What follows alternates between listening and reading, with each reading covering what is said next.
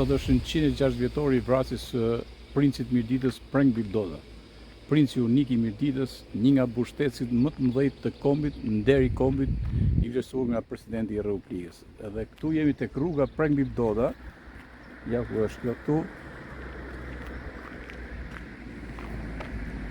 Është cepi fundor. Është cepi fundor i rrugës. Ndërkohë që unë do të them diçka aty ku fillon rruga, ja ku vazhdon, pastaj për tek thella edhe ngjitet sipër, edhe herë të vi këtu te fundi i rrugës, si rregull rrugët kur emërtohen du të kapin një kryqëzim, pra nga kryqëzimi në kryqëzim, dhe ku është këtu kryqëzimi tjetër, ja ku jemi këtu që shkrim të Urafanit, edhe tjetra që kalon në Nazës edhe në anën tjetër për në Fushës. Pra, deri këtu është kjo që e thash rruga Prenk Bibdoda, edhe i herë, është një nga rrugët kryesore, është rruga hyrëse për në qytet, është bërë rrugë shumë e bukur, një investim i fundit, dhe emërtimi i kësaj është bërë në vitin 2019 me rastin e 100 vjetorit.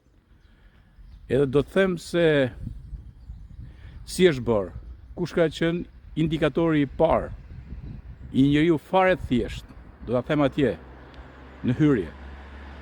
Tu vazhdon rruga Prenk Bibdoda, dhe është një gjatësi e të konsiderueshme. Ja ku jemi dhe tek pjesa më gjatë, tu përbri shkollës profesionale, në mes dy godinave shkollës profesionale. Do të përmend edhe një fakt që na lidh me princin e bekuar të Mirditës, që këtu po bri nane tenga jam duke filmuar janë dhe mbotet e Nën Tërheqës. Thashta si edhe këtë fakt. Tu vazhdon pjesa tjetër e rrugës që lidhet me qytetin. Është një rrugë shumë e mirë, me dy bulevarde edhe e ndriçuar. Pra rruga Prenk Bibdoda, tu jemi thujse në mes të rrugës Prenk Bibdoda.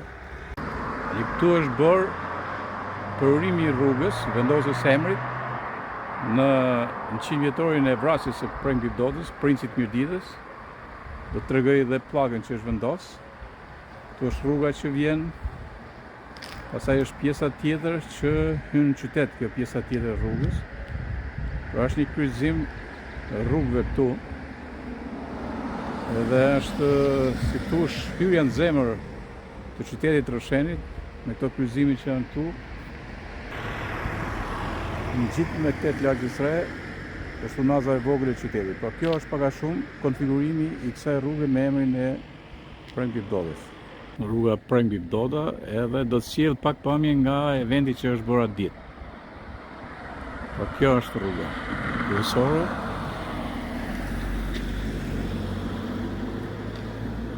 Ka qenë një event shumë i mirë.